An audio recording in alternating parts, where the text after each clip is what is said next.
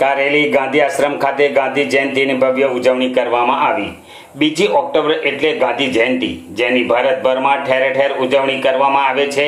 જે અંતર્ગત ગાંધી આશ્રમ કારેલી ખાતે ગાંધી જયંતિની ભવ્ય ઉજવણી સાથે તિરંગા યાત્રા, શ્રમદાન સહિતના અનેક કાર્યક્રમો આણંદ સીપી પટેલ તથા FH શાહ કોલેજના વિદ્યાર્થીઓ દ્વારા યોજાયા હતા। મોહનદાસ કરમચંદ ગાંધીનો જન્મ 2/10/1869 પોરબંદર ખાતે જન્મ થયો હતો। તેમની માતાનું નામ પુતળીબાઈ અને પિતાનું નામ કરમચંદ હતું। તેઓ 19મી સદીના સૌથી આદરણીય આધ્યાત્મિક અને રાજકીય નેતા બન્યા। અહિંસાના પથ પર ચાલીને ગાંધીજીએ ભારતને બ્રિટિશ રાજ્યમાંથી મુક્તિ અપાવી હતી અને ભારતીયો તેમને રાષ્ટ્રપિતાનું બિરુદ આપ્યું હતું। એવા મહાન ગાંધી બાપુની જન્મ જયંતિ હોય સમગ્ર ભારતભરમાં ભવ્ય ઉજવણી કરવામાં આવી હતી। જે અંતર્ગત જંબુસર તાલુકાના કારેલી યાત્રી નિવાસ ખાતે ગાંધી જયંતિની ભવ્ય ઉજવણી કરવામાં આવી હતી। જેમાં સીપી પટેલ તથા FH શાહ કોલેજના વિદ્યાર્થી ભાઈ બહેનો મોટી સંખ્યામાં ભાગ લીધો હતો।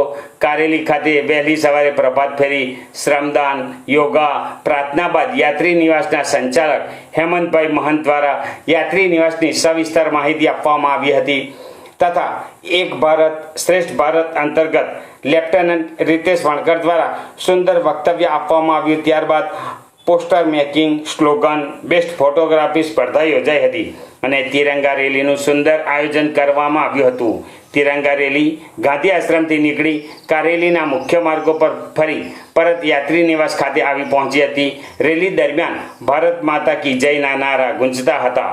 રેલી બાદ તમામ વિદ્યાર્થી ભાઈ બહેનોને પ્રમાણપત્ર આપી સન્માનિત કરાયા હતા। આ પ્રસંગે મોવાલ કોલેજના ડોક્ટર નિલેશ મેઘા, ડોક્ટર કાંતિલાલ ટંડેલ, પ્રાધ્યાપક કરણ રાણા, પ્રાધ્યાપક ભરત પરમાર, ગ્રામ અગ્રણીઓ રફીકભાઈ સહિત મહાનુભાવો ઉપસ્થિત રહ્યા હતા।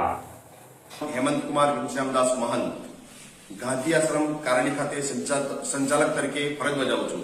આજે 2 ઓક્ટોબર એટલે ગુજરાત અને ભારતભરમાં 2 ઓક્ટોબર ગાંધી જયંતિ ઉજવાતી હોય તો આજે યાત્રી નિવાસ કારેલી ખાતે પણ ગાંધી જયંતિ ઉજવાઈ રહી છે। સાથે સાથે આણંદ કોલેજના સ્ટુડન્ટ અહીં આવીને ઘણા એવા પ્રોગ્રામ કર્યા છે।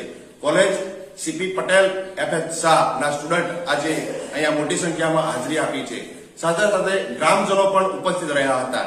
આજે વહેલી સવારે પ્રભાત ફેરી, ગામ સ્વચ્છતા અભિયાન તેમજ યોગા કાર્યક્રમ રાખ્યો હતો। સાથે સાથે ગામમાં આખા સમગ્ર ગામમાં આજે તિરંગા યાત્રા નીકળી હતી। છેલ્લે કાર્યક્રમ બાદ બાળકોને પ્રમાણપત્ર આપવામાં આવ્યા હતા। સાથે સાથે બાળકોએ ઉત્સાહભરક આનંદ લીધો હતો। કારેલી ગામના સ્કૂલના બાળકો, ગામના વડીલો તેમજ આગેવાનો અહીંયા ઉપસ્થિત રહ્યા હતા।